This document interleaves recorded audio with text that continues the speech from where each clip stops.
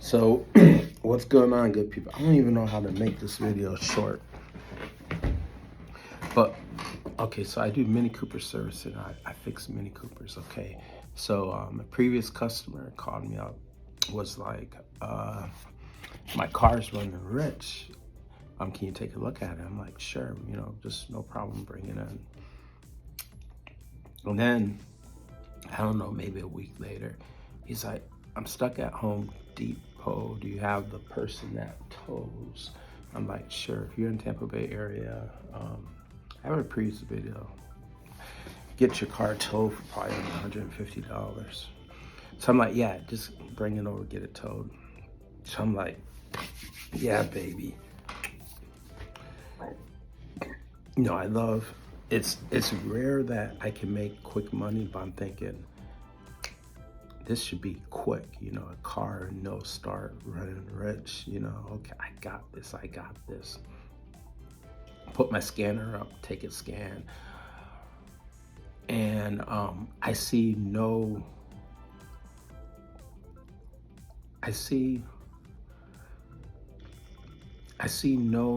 I don't notice it at the moment, but I'm suspected it's the crankshaft sensor. I'm like, this has to be the crankshaft sensor, right?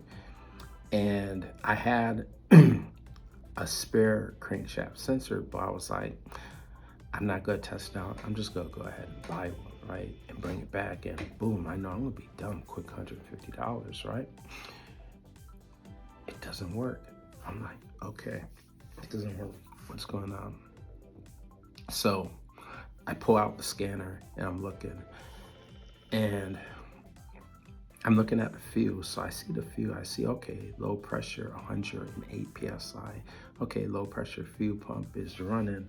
So I crank it up and I'm looking at the high pressure. And what's happening is the high pressure, it goes up to like 400 and it drops. And I keep looking at this high pressure. I'm focused now that, why is this pressure not going over 400? I crank, it goes from 400, and I stop cranking it, it jumps back down. And I had convinced myself that, okay, he needs a high pressure fuel pump. And I'm like, okay, that's, yeah, even more money because you got a high pressure fuel pump. I can probably let them know that you should also just go ahead and replace your low pressure fuel pump and your fuel filter. So I'm like, that's more money. And then I started looking at it and I'm like, something doesn't make sense.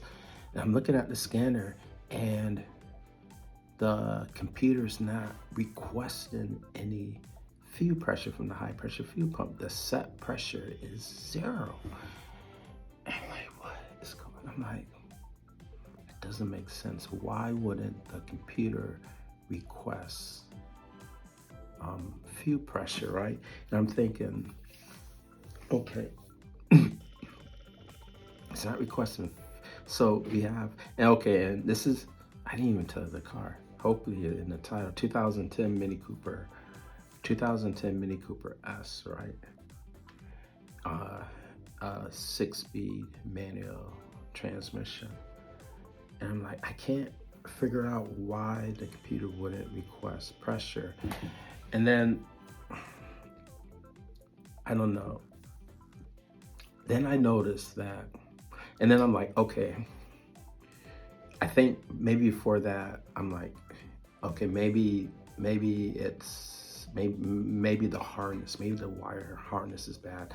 So I actually, I did a continuity test from the crankshaft position sensor. The top one is yellow, and I checked for shorts for the crankshaft position sensor and the camshaft position sensor, and there's no shorts. There's continuity with everyone, with all these sensors. And I'm like, and also I checked the pins. I back probe the connector in the front to make sure that there's continuity. And then what got me was, all right, I brought out the oscilloscope and I connected to the crankshaft position sensor, and I'm not getting any activity. No activity on the crankshaft position sensor, no activity on the camshaft position sensor, no activity whatsoever. I'm thinking to myself, and I look at the scanner and I see that those crankshaft position sensor and camshaft position sensor, they're not even showing up in the scanner. So I'm like, what is going on? So I'm like, okay, no problem. I'm gonna start disconnecting sensors, because I don't disconnect one sensor and those pins should pop back up, right? So I started disconnecting the mass airflow sensor, the air temp sensor on the intake, both the coolant sensors, the oil sensor, the boost sensor or T-map sensor, the map sensor, the fuel pressure sensor, going around the back, of course, the crankshaft and the camshaft sensor. I'm disconnecting all these sensors and I'm rerunning the scans, and the crankshaft and the camshaft does not pop up. And I'm thinking to myself that, okay, what is going on here? What's going on here? So I'm like, okay. And then I'm thinking, okay, maybe it has to do with the clutch, the clutch sensor. So I look at my scanner, I'm like, okay, I press the clutch. So on the clutch, first of all, the clutch sensor, it wasn't even where it was supposed to be. It was off in a corner, and there was some tape on it. And I unwrapped the tape, and the magnet was right there. I'm like, you take the magnet there and threw it in the corner. So I'm like, okay. So I just start using the magnet, right? Going over the sensor. I'm looking at the cast to see if the cast is seeing when the clutch is being pressed. And of course, I take the magnet, rub over the sensor, and I see the cast detects the sensor. So I go to the DME. Now on that sensor, you have 4 pins. You have ground, you have a wire going to the DME, you have a positive coming from the cast, and the 4 is it goes back to the cast. So I back probe those pins with the oscilloscope, and every time I press the clutch, I see pin 4 go high.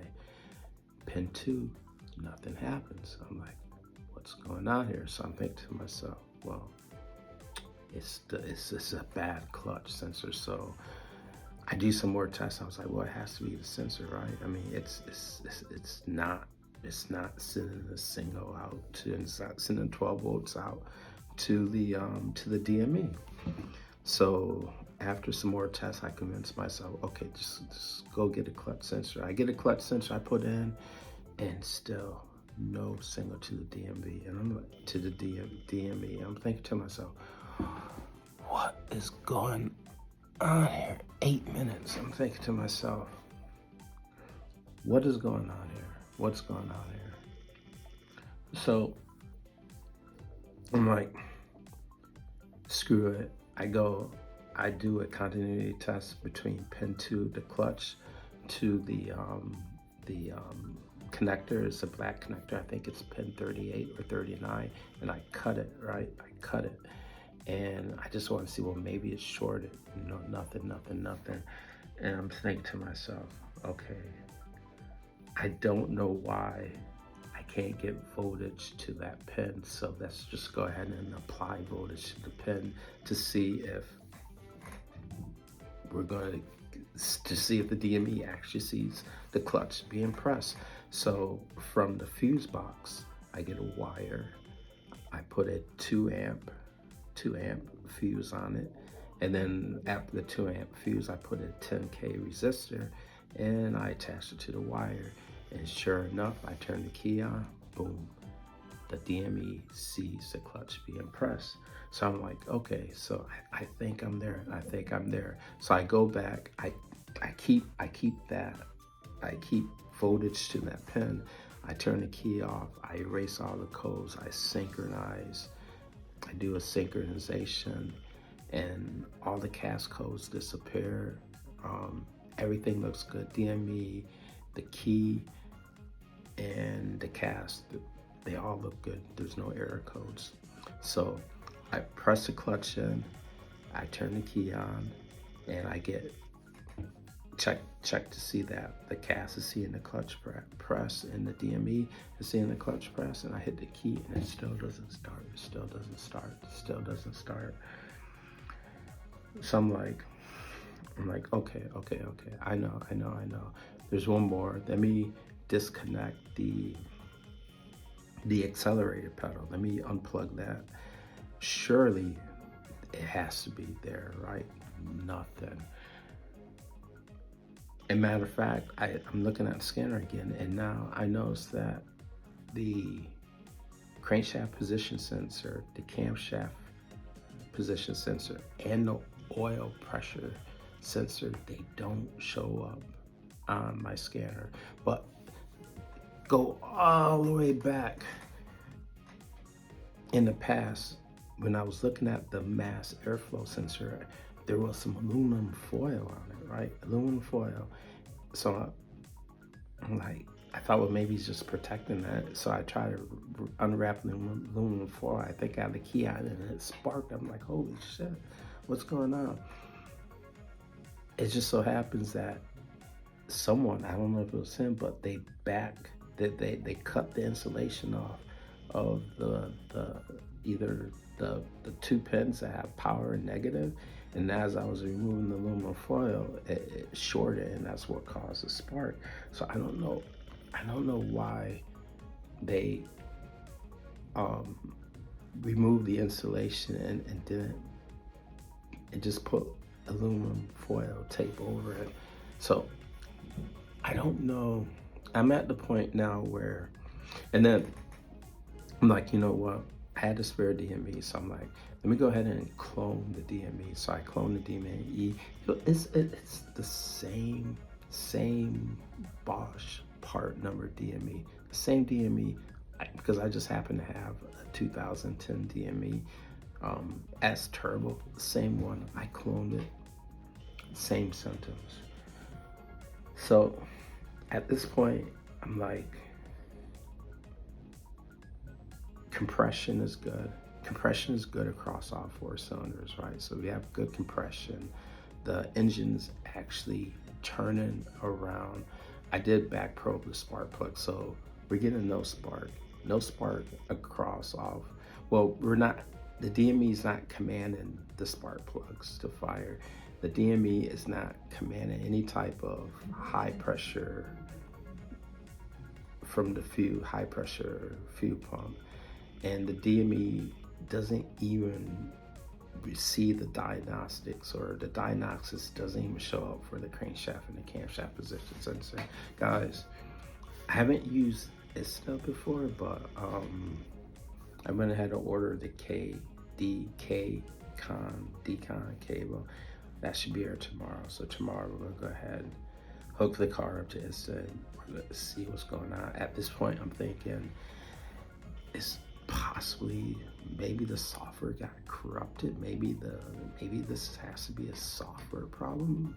I don't think software problems happen so much, but I don't know what else to do except to check to see if this software is valid or not. So that's what I'm planning on doing tomorrow. I'll keep you guys updated. Oh man, you think it's gonna be some easy money because you've seen that symptom before, and no. And I still don't know the solution for fixing the clutch, because we know how to get it working. I mean, he did have it kind of like tied up in the corner, so I'm not even sure why there's no signal going out. I'm thinking, does the clutch pedal go bad? I don't know the history of that clutch, but for some reason those two, and what are the chances that a new clutch sensor switch or sensor goes out. So I don't know. I'll keep you guys updated on this. Oh, and then launch. I had to launch IMO Plus with Xprog 3. I decided to update. I was like, well, maybe I just need to update the software. Thank you, launch that. And I updated the software. It deleted my old software, so now I don't have access to my IMO functions on my launch tablet. So I need to get NASTA or NASFT, but for someone who does this part-time, I don't do this full-time. I do this part-time. Like, come on. Like, I don't do this part-time, so I'm not trying to spend $500. I won't probably, who knows when I will make that back up. It's crazy, but hopefully launch can fix that. But yeah, so I'll keep you guys updated. Balance on hand is free. I'm making some videos right now. I'll keep you guys up. I got some videos. I think I may do a video on how to set up an oscilloscope, and which oscilloscope I'm using. And some, yeah, I don't know. 16 minutes, that's a long video. All right, I'll talk to you guys later.